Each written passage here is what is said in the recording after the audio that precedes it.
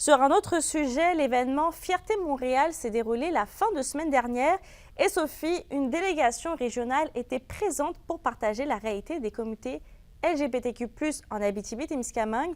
Mais justement, comment s'est déroulé leur week-end? Mais très bien, ça a été une expérience super positive pour ceux qui y prenaient part, dont la Coalition d'aide à la diversité sexuelle de l'Abitibi-Témiscamingue ainsi que l'organisme Fierté Val-d'Or. Ils ont participé aux festivités qui se déroulaient à Montréal tout au long de la semaine. Ils ont d'abord tenu un kiosque vendredi pour faire de la sensibilisation. Et certains d'entre eux ont également marché lors du grand défilé dimanche, l'événement principal, où il y a eu une participation record avec plus de 15 000 personnes cette année.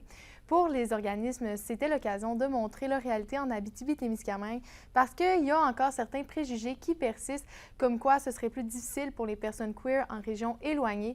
Mais vraiment, il y a eu un tournant dans les mentalités depuis les 20 dernières années, selon eux. C'est essentiel, c'est la deuxième année qu'on le fait, puis encore davantage cette année, juste le fait de montrer qu'en région, il se passe des choses, qu'il y a des organismes aussi qui peuvent accompagner les personnes issues des diversités sexuelles et de genre. Donc moi, je trouve ça essentiel de plus en plus aussi parce que les gens ont peut-être de moins en moins envie de s'exiler dans les grands centres pour pouvoir être queer. Il y a aussi une particularité familiale chez nous en région. On n'a pas le bassin de diversité sexuelle et de genre pour pouvoir avoir un groupe spécialisé pour chaque lettre de notre acronyme, par exemple. On ne peut pas avoir un groupe de lesbiennes, un groupe de gays, un groupe de trans. Donc, on est beaucoup ensemble. Donc, c'est très diversifié. Mais Sophie, malgré ce bilan qui est assez positif, il reste quand même certains obstacles pour les personnes de diversité sexuelle et de genre. Oui, Mélissa, malheureusement, il y a notamment une montée des propos haineux sur les réseaux sociaux qui a été observée par la Coalition d'aide à la diversité sexuelle. Et c'est aussi pour ça que l'importance, justement, d'organismes comme ça se fait sentir encore en région. Et d'ailleurs, le festival Fierté Val-d'Or est né il y a 4 ans pour faire rayonner davantage les communautés par des festivités. Et il se déroule à chaque année la première fin de semaine de juin.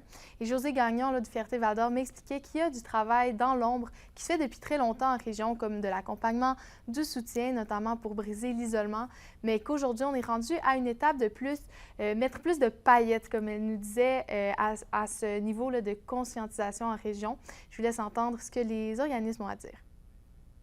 Quand on a besoin de faire des grands coups d'éclat pour être entendu, c'est parce qu'il reste encore du travail à faire.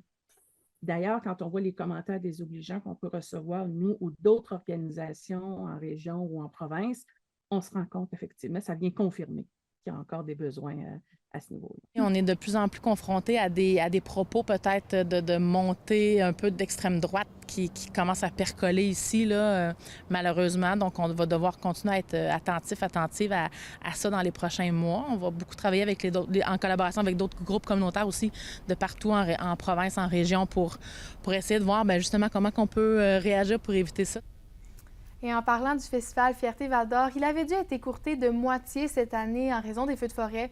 Évidemment, ça a eu un impact économique pour l'organisme et il y a maintenant un manque à combler au niveau des revenus. Et justement, il y a des levées de fonds qui auront lieu cet automne et cet hiver. Et Fierté Val-d'Or espère pouvoir continuer d'offrir ses activités gratuitement. On l'espère aussi. Merci Sophie. Toujours un plaisir.